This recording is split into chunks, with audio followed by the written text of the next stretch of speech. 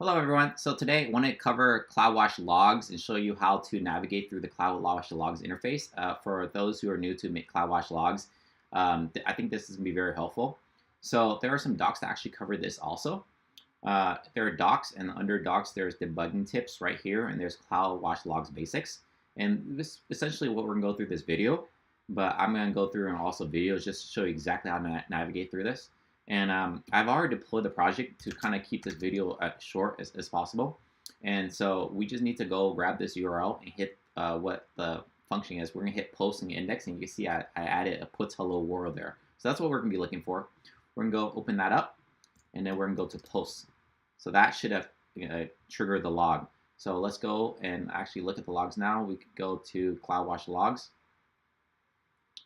And underneath CloudWatch Logs, there's logs right here, and we can see the actions, and we're looking for index. So there is a separate CloudWatch Logs per Lambda function. That's how it is normally set up. So you want to look for the action that you are looking for, which is post controller index in our case. That's what gets kind of triggered when that's the Lambda function that gets triggered when we hit /post. Now, immediately I want to point something out. We get a lot of streams once you click on the log groups. I'm going to go back there and just kind of point this out very clearly. Go back and we click on, this is the log groups view, so it lists all the log groups. And then once you click onto a log group, you'll see the streams associated with the log group. So a log group has many streams. There could be a lot of streams. And essentially these streams map to a Lambda container, okay? And we don't actually know which container our log group messages are usually in. So I actually advise against clicking on these streams. You're just basically going to be searching around to try to find the right container. That's kind of very hard. So instead, I ignore all that normally. I just click search log group immediately. So that's the biggest tip I can give somebody for using kind of CloudWatch Logs with AWS Lambda.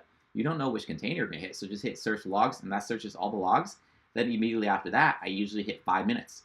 So this shows me all the log messages in the last 5 minutes. So that's like the best way I think that's the best tip I can give you with CloudWatch Logs.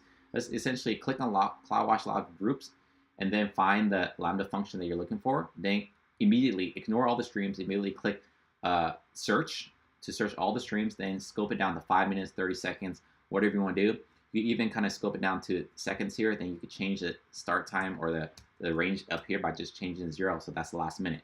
So here we could look for the logs now, and I'm not hitting it often enough, so let me go back to here and look for 5 minutes, and I'm looking for the hello world right here. Here's the hello world. Now, another tip I can give you is when you want to search it, let's say you just search for hello world. Let's say you do kind of want to find this container for some reason. Put double quotes around it because the CloudWatch filtering is actually a little bit more advanced than just basic filtering. If you don't put quotes around it, it's going to OR the terms. So that's why I put hello world there. And you can see there's two kind of calls to hello world, 2 log messages that had hello world in it. Okay? And now, here's the interesting thing. You actually click on this guy now, here on the right side, and that will take you to the specific container that actually that wrote this log. So now we're only scoped to this container. At this point, now you can basically scope it to everything if you want, and then you can see all the logs associated with that container. Now remember, AWS Lambda manages your containers for you, so it's going to scale up and down. It's going to remove containers. So that's exactly why I say normally just search through all the streams, find the log you're interested in, and if you want to then scope it down to container, then you can do that by clicking that link on the right side there. So that explains how to use CloudWatch Logs with AWS Lambda. And basically, the thing you have to remember is just remember, click on this log group and then click search immediately. That's the biggest tip I can give you. Okay? So hopefully that video was helpful. If you found videos like this helpful, please give it a thumbs up and share with your friends to encourage for me to create more content like this. If you want to watch more future videos like this, then subscribe to this channel.